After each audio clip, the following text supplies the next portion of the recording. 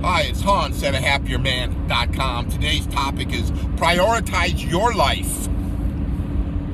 Well, I've been prioritizing my life for about the last 15 years or so. Prior to that, not as much.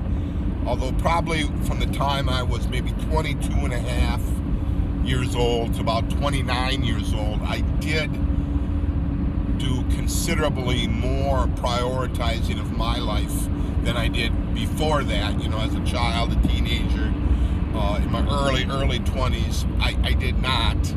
And my life suffered. My life suffered because of this.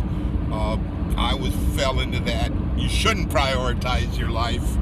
And since I didn't prioritize my life kind of sucked in those years.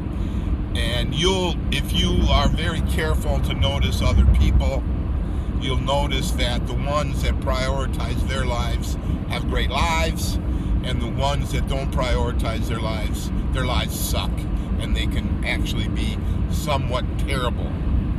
So getting back to this 22 and a half to 29, I was a young man. I was more, everything started kind of clicking into place for me during that time in my life.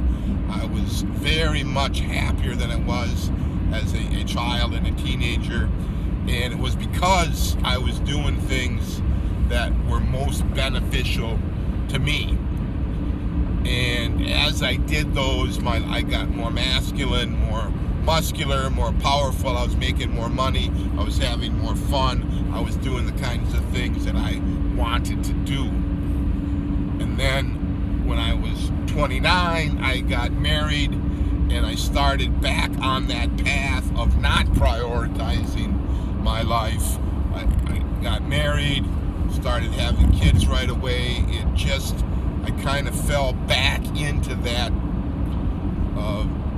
The wife is more important, the kids are more important, the extended family is more important, and all of that drove my life downward. Now, you as a married man, a man with kids, you've got a lot of responsibilities. The kids aren't going to raise themselves. Your wife, the mother of your children, is going to need a lot of your help. But I would caution you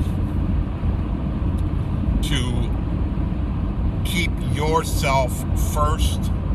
It won't do your kids and your wife any good if you run yourself into an early grave, if you eat your way into a big bloated form, if you spend all the money on your wife's crazy desires. You need to prioritize your health and well-being so you can be there for the long haul. And I didn't do that at all. I ate a lot of junk food.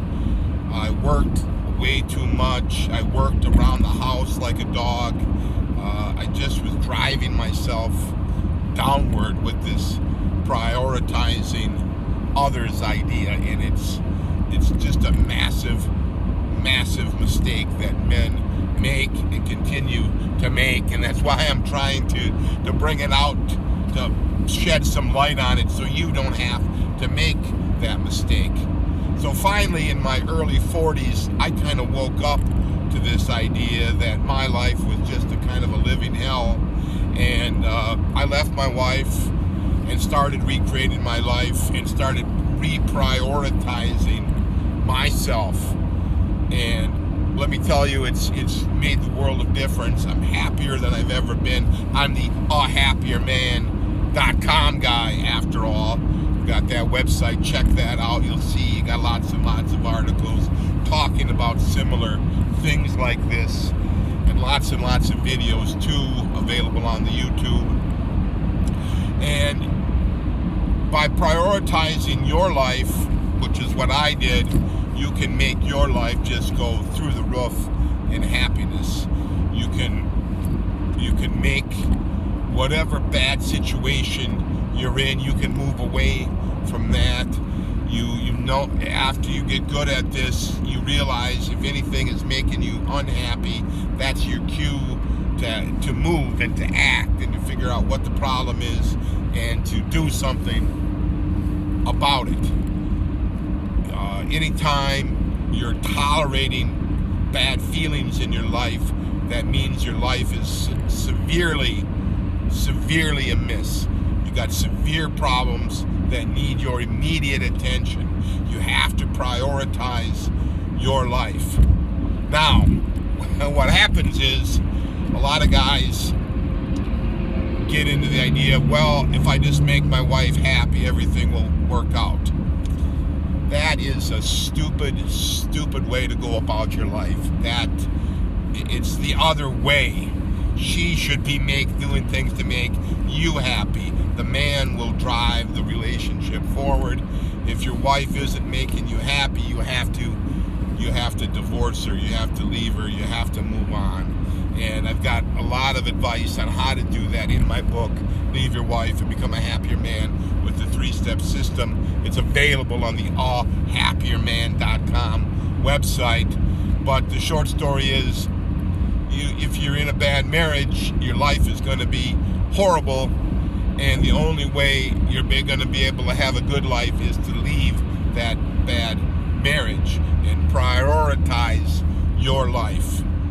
And once you've done this on a couple of the major items, like kind of where you live, who you're married to or not married to, who you have a live-in with and who you don't, and what kind of work you do, once those big rocks are kind of figured out, everything else kind of falls in place. If you're not married to a bad woman, your life is going to be better. If you're living in a city or a place that you really like, your life is going to be better. If you got work that pays you good wages and you're good at and you like, and it's got some quality of life benefits, you're going to have a good life. On the converse, if you put up with a bad job and don't try to get something better, you're going to have a bad life. If you continue to live in an area that you don't want to live in, you're going to have a bad life. And if you stay married to the wrong woman, you're going to have a bad life. You have to prioritize your life. And then once you do those big things, you'll find that you can just apply this to almost everything in your life. And pretty soon, you're just as happy as can be, because everything in your life is going your way. And if everything in your life is going your way, that attitude that you have, that great attitude, that happier man attitude, is going to rub off on other people, and you're going to share that goodness with others, and the world gets better with this ripple effect. So give that idea some thought. All for now.